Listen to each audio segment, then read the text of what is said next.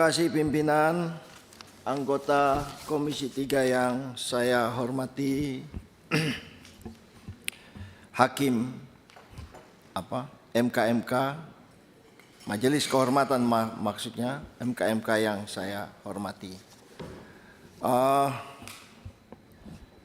Saya memulai ini dari apa yang tadi Bapak sampaikan. Pertama itu mengenai penerimaan laporan itu bisa dari dua jalur. Jalur pertama dan jalur kedua.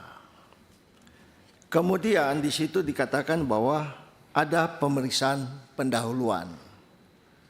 Yang ingin kami dalami itu adalah apakah di dalam pemeriksaan pendahuluan itu juga diperiksa mengenai kewenangan dari MK-MK. Ini menjadi titik pembicaraan saya karena kemudian nanti kita jelaskan mengenai apa yang proses, apa yang terjadi di DPR. Di dalam pemahaman saya sebagai seorang advokat, Pak, yang bertahun-tahun, kalau suatu persoalan itu tidak memenuhi prosedur formil, maka persoalan pertama adalah bahwa perkara itu harus ditolak, dinyatakan tidak dapat diterima. Ya. Nah, itulah kami ingin agar kami mendapatkan penjelasannya. Yang kedua, kita bicara mengenai kewenangan MK-MK. Di dalam pemahaman kami bahwa MK-MK itu memeriksa mengenai etika dan keluhuran dari seorang hakim. Post factum, artinya bahwa MK-MK hakim itu sudah bersidang, sudah dilantik dan sebagainya, kemudian baru diperiksa kalau terjadi pelanggarannya. Nah, mohon maaf dengan segala maaf bahwa kami melihat bahwa MK-MK ini tidak konsisten di dalam hal persoalan seperti ini. Contoh kasus Ketua Mahkamah Konstitusi yang dilaporkan, tapi kemudian itu didismiss karena menyangkut masalah syarat formil. Tapi kemudian Saudara Adis Kadir dilaporkan. Nanti saya uraikan di sini bahwa kenapa saya berpendapat bahwa ini bertentangan atau tidak masuk ke dalam syarat formil. Ya. Oleh karena itu izinkan Ketua saya jelaskan agak lebih panjang, lebar masalah seperti ini. Yang berikutnya, ini Bapak mengatakan bahwa sidang itu tertutup. Tapi kami melihat bahwa Bapak sendiri sebagai Ketua Mahkamah Kehormatan MK-MK memberikan tanggapan di koran-koran. Nah, ini kan bertentangan dengan apa yang Bapak jelaskan di sini. Karena ini menyangkut orang, menurut peraturan, menurut apa yang tadi Bapak sampaikan, bahwa ini tertutup. Hanya terbuka pada saat itu diputus. Tapi kami baca di koran kemarin Kompas, Bapak memberi komentar mengenai masalah ini. Ya, prosesnya walaupun itu menyangkut proses, tapi sebaiknya kan itu dihindari. Kan begitu. Ya, oke, saya tidak ingin berdebat. Yang berikutnya, Pak. Ini masuk ke dalam materinya. Kami minta agar semua di sini memperhatikan dengan sungguh-sungguh bahwa Undang-Undang Dasar memberikan kewenangan kepada 3 institusi untuk menunjuk hakim konstitusi. Kewenangan itu adalah kewenangan atributif yang tidak dapat ditolak oleh siapapun. Berarti bahwa DPR, Mahkamah Agung, dan pemerintah pada saat sudah menyodorkan itu wajib diterima sebagai hakim konstitusi.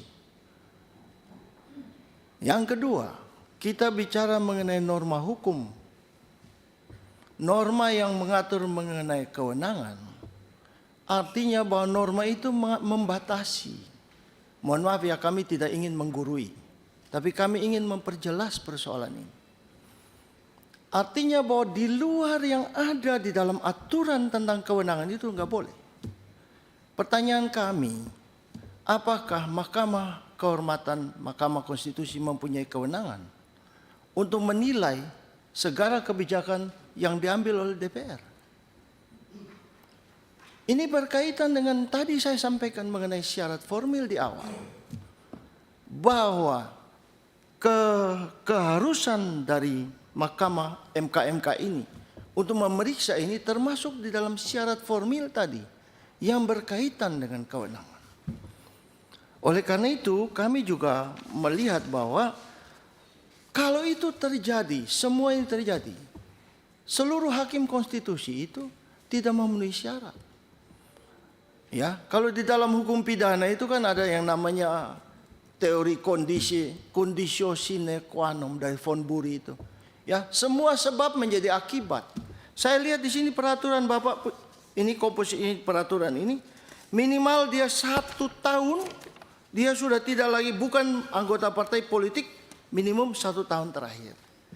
Ya kan? Kalau ini semua laporan tadi itu dimasukkan ke sini, tidak ada seorang pun yang memenuhi syarat menjadi anggota dari Mahkamah Konstitusi. Nah, oleh karena itu Pak, kami juga ingin agar oh, itu menyangkut hakim MK. Mohon maaf, saya yang salah. Saya enggak apa-apa. Mohon maaf, saya yang salah. Jadi kembali ke Mahkamah Konstitusi tadi. Kita melihat bahwa apa yang sudah dikerjakan oleh DPR seperti yang tadi dijelaskan oleh ketua kita, bahwa semua prosedur itu sudah kami lalui karena mengingat terbatasnya waktu. Ya, pada tanggal 21 Saudara Innocentius, kami mendapatkan pemberitahuan dari Saudara Innocentius Samsul bahwa beliau mendapatkan tugas di tempat yang lain. Pada tanggal 26 kami melakukan fit and proper test kepada Saudara Adis Kadir karena tanggal 3 Februari, mohon maaf, Saudara Hakim Konstitusi Pak Arif Hidayat ya purna tugas. Nah, mengingat begitu dekatnya masalah ini. Nah, saya hubungkan dengan pelaporan itu, bahwa pelaporan itu tidak menyangkut mengenai etika hakim.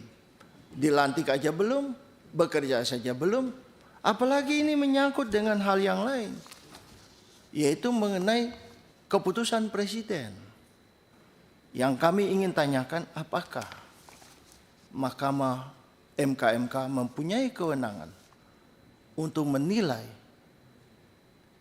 ya keputusan presiden? Mengingat persoalan-persoalan tadi itu, kami mohon agar Mahkamah MK dapat mempertimbangkannya dengan sungguh-sungguh, melihatnya dengan sungguh-sungguh, karena ini menyangkut masalah ketatanegaraan. Kira-kira demikian uraian saya. Terima kasih. Gus Pala, ya tadi Pak Hasbiollah Ilyas, Partai Kebangkitan Bangsa, Pak Sudison Tandra.